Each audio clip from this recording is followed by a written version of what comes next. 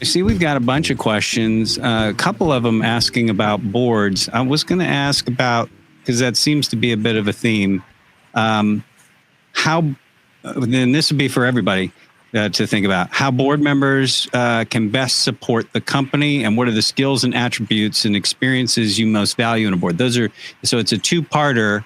When you're building your board, what do you look for in those board members? I guess I can just share, a couple of thoughts. As we were rebuilding our board, one of the things I thought about is, how do we keep our purpose and mission in mind? And so we were very fortunate, of course, our program is in sickle cell, to be able to bring onto the board Dr. Wayne Frederick, who is not only president of Howard University and a tremendous leader, but he's also a sickle cell patient. And so I think that appointment to the board sent a clear signal to not only folks internally, but externally that, look, our purpose is very important, and we have a commitment to it at the very top of the organization. And of course, we thought about, I thought about a lot of the other skill sets that are important, but that one in particular was super important. And anyway, that's how we thought about it. Roger, Ivana, anything to add about building the board? Board, yeah. I mean, for me, there's a couple of things. As the company changes, the requirement, the different kind of board members make sense. So the succession of and the progress we've made as a company, we brought on certain board members with certain profiles to fit the need.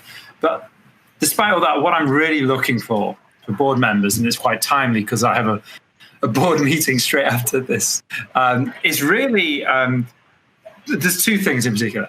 I believe that success takes care of itself.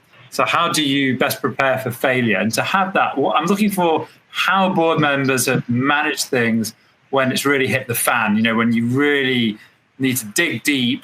Are they going to help provide solutions to problems, or are they just going to be having more of a dear, that's not good? I'm not looking for that. I need someone that's really going to be able to, I can learn from what they've had to go through, even if it's not directly relevant. Directly relevant meaning even if it's not like a, like this specific issue, but generally when things have been challenging. The other thing is I'm looking for, personally for me, feedback. In the moment, I'm my biggest critic, and I want board members to be candid and open about my performance, because ultimately in the public company, the role of the board is to hire the CEO, set the strategy with the CEO, and fire the CEO.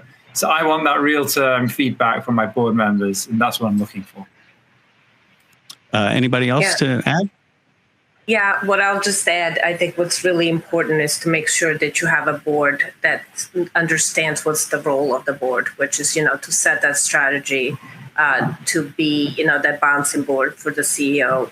But what you don't want is the board that micromanages, right? And so that's, I think, really, really important to ensure that there is that alignment, because it's the role of the CEO and the management team to run the company, right? So making sure that that line is very clear and it's not stepped over. And look, obviously, I'm an early company. I have a lot of investors on my board.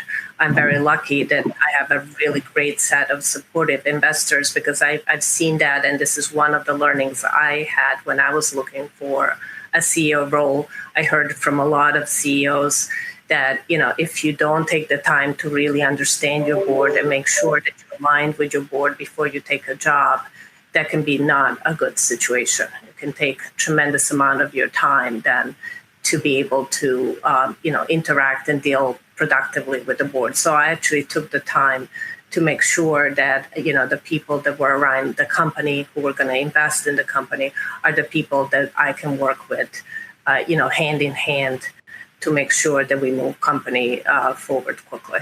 And then obviously bringing independence on the board as early as possible to have that kind of independent perspective, I think is really important as well.